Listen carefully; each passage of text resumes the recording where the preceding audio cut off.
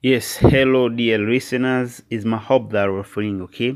Welcome to another learning program with teacher Hassan Lemunje. And today we are going to learn the play called The Trials of Brother Jero, the play which is written by Wole Soyinka. Mpenzi msikilizaji, ni matumaini yangu ni mzima wa afya. Ningependa nikukaribishe tena katika darasa huru ambapo leo tutajifunza kwa pamoja tamthilia inayofahamika kwa jina la The Trials of Brother Jero. Ni tamthilia mashuhuri ambayo imeandikwa na mwandishi anayefahamika kwa jina la Wole Soyinka. The setting of this book is Nigeria na mandhari ya kitabu chetu ni katika nchi ya Nigeria. Dear listener, in analyzing this book we are going to log the plot summary. Mpenzi msikilizaji, katika uchambuzi wa kitabu chetu tutaanza na kuangalia muundo wa kitabu chetu. The play is divided into 5 scenes that communicate the private messages. Kitabu chetu kimegawanyika katika scene 5, yani maonesho matano. There is scene 1, 2, 3 up to 5.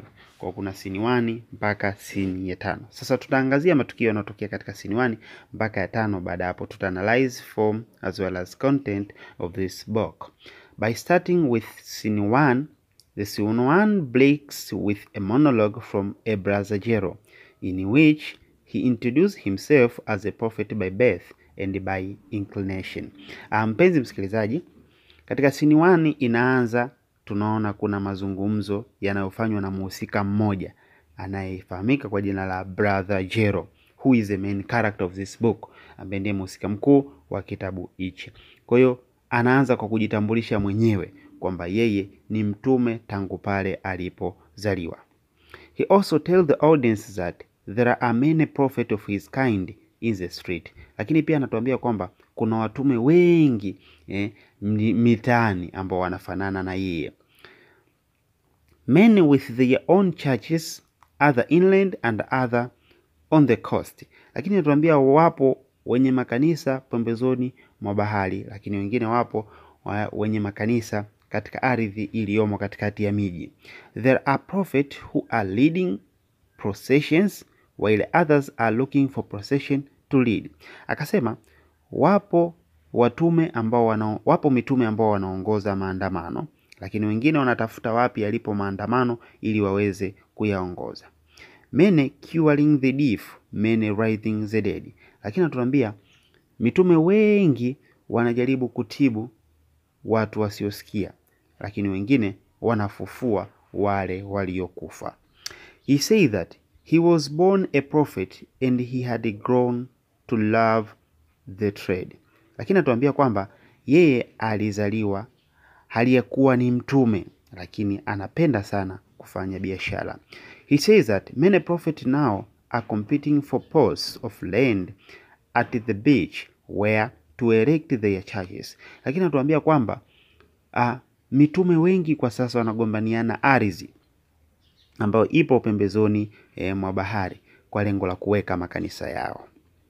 This has turned to the profession into a thing of ridicule. He also said that some prophets gained their present beach by getting women panics to shake their bosoms in spiritual scarcity. As a result, it reached a point where the town council had to intervene to divide the land among the prophets and settled the prophets' territory warfare. Lakini pia anatuambia kwamba ikafika kipindi mitume wengi wakawa wanagombania wapate ardhi ambayo ipo pembezoni mwa bahari kwa lengo la kupata waumini wengi, hususan ni wanawake ambao wakija katika kuungama dhambi zao ili waweze kuwashika vifua vyao kupitia jina la Roho Mtakatifu. Kutokana na sababu hii imefanya mpaka manispaa ya jiji iingilie mgawanyo wa ardhi miongoni mwa hawa wachungaji ili kutuliza ile migogoro. He tells how he betrayed his old master by pretending to help him to get a plot of land, but he ended up possessing the land himself. Lakini pia akaendelea kutuelezea ni jinsi gani alimsaliti mtu aliyemfundisha utume ili aweze kujipatia ardhi. Ina maana ardhi anayoimiliki kwa sasa ni ameipata kutokana na kumsaliti old master wake. He blamed the television for keeping the wealth patrons at home since they stay at home and watch the TV instead of going for worship. Lakini pia akaendelea kuwalaumu watu wanaomiliki television, kwani wanatumia muda mwingi kutazama television lakini hawaelekei makanisani kwa lengo la kumwabudu Mungu. He had to struggle for a plot of land against other church groups such as, lakini pia mhusika tunaambiwa yupo katika mapambano mazito ya kutafuta ardhi zidi ya makanisa mengine kama vile Brotherhood of Jehu, Chebimism and Sephamism, the Sisters of Judgment Day, the Heavenly Cowboys and the Jehovah's Witness. The old prophet appears and curses Brother Jero for driving him off his plot of land and says. Lakini pia katika sini hii tunaambiwa old prophet akaja na akaanza kumlaani Brother Jero kutokana na kitendo cha yeye kumuondoa katika ile ardhi yake. Akamwambia, a great monster, I kiss you with the kiss of daughters of discord. May they be you downfall. May the daughters of Eve run you down on your head. Brother Jero ignored the kiss and called it is a cheap kiss. Lakini Brother Jero katika sini hii tunaambiwa aliipuuza ile laana kwa kusema kwamba ile ni laana ambayo ni cheap. Yani laana ambayo ni haina gharama yoyote. He admitted that he has one weakness and that is woman. Lakini pia yeye mwenyewe akakubali kwamba ana udhaifu mkuu mmoja na udhaifu huo upo kwa wanawake. Kwa hiyo hapa Brother Jero anakiri kwamba yeye ana udhaifu na udhaifu huo ni zidi ya wanawake. Kwa ana udhaifu mkubwa zidi ya wanawake. He admitted that he has one weakness and that is woman. However, he said that women love him because he is good looking. Lakini akajitetea kwa kusema kwamba wanawake wanampenda yeye kwa sababu ana muonekano mzuri, yani anavutia. Sasa tuendelee na matukio yanayotokea katika scene 2. Tuone ni kitu gani ambacho kinatokea katika scene 2. Scene 2 tunaambiwa ilikuwa ni early in the morning, ni asubuhi na mapema, in front of Brother Jero's house, na hapa ni mbele ya nyumba ya Brother Jero. This scene breaks with Amope and Chome on the bicycle and they break a Brother Jero's house. Tunaambiwa kwamba kuna mhusika anayefahamika jina la Amope pamoja na Chome, wao wanaendesha baskeli mpaka nyumbani kwa Brother Jero. The sudden breaking caused a minor injury on Amope's ankle and she complains a lot of that. Lakini kitendo cha kusimamisha baskeli kwa nguvu kikamsababishia Amope kupata majeraha mguuni. Chome unties the bundle he had tied on his bicycle and presses them down. Tunaambiwa Chome akafungua ule mzigo ambao alikuwa ameufunga katika baskeli. Amope has taken all the kitchen utensils required to prepare the meals, plus a mat goes to camp in front of Brother Jero's house. Tunaambiwa wao walikuja kwa lengo la kuweka camp mbele ya nyumba ya Brother Jero. Kwa hiyo akatoa mkeka na vifaa vyote ambavyo vinatumika kwa ajili ya mapishi. After unloading everything, Chome wants to leave, saying that he is late for work. Baada ya kushusha mizigo yote, Chome akahitaji kuondoka na akisema kwamba anaelekea kazini. But we are told that Amope wonders. The Chune is just a chief messenger in the local government office and he calls it a job, while his old school friends are now ministers riding around cars. Lakini tunaambiwa kwamba Amope alishangaa kusikia Chome kwamba anaelekea kazini. Aliyakuwa anafanya kazi katika local government, kwamba serikali tu za mitaa. Aliyakuwa wale waliosoma nao sasa hivi ni mawaziri na wanaendesha magari makubwa. Chome decided to leave. She wishes he would find another thing so that she may not go to her grave as his wife of chief messengers. Lakini pia Amope anaonekana kulalamika kwamba na akaahidi hataweza kuhudhuria hata kwenye msiba wake ikiwa atafariki, kwani hataki yeye kuambiwa kwamba yeye ndiye alikuwa mke wa chief messenger.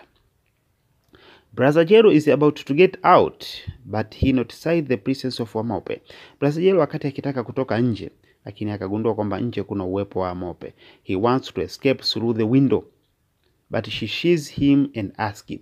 Na akataka kutoka kwa kupitia dirishani, lakini msichana huyu akamuona na akamuuliza, where do you think you are doing?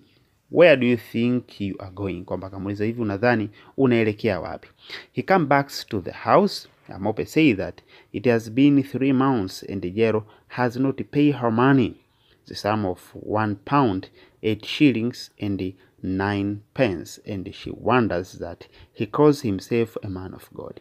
Sasa Amope akanashangaa kwamba huyu mtu anajiita ni mtu wa Mungu, lakini kwa sasa inapita miezi 3 na hajalipo hela yake.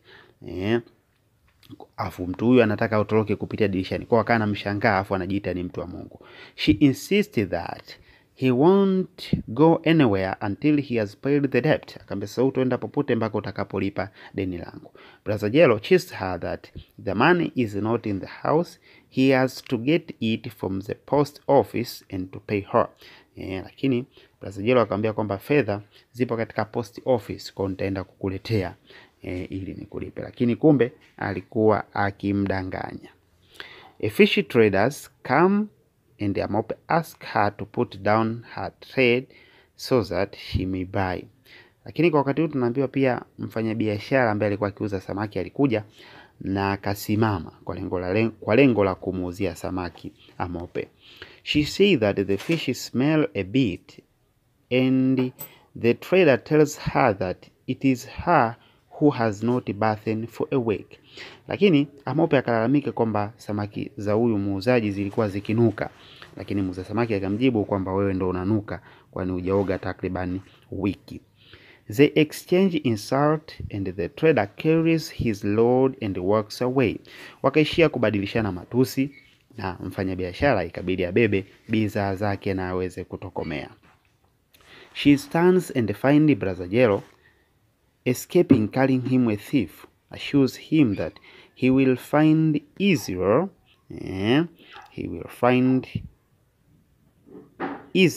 to get out of his house than to get in, or else her name is not Amope.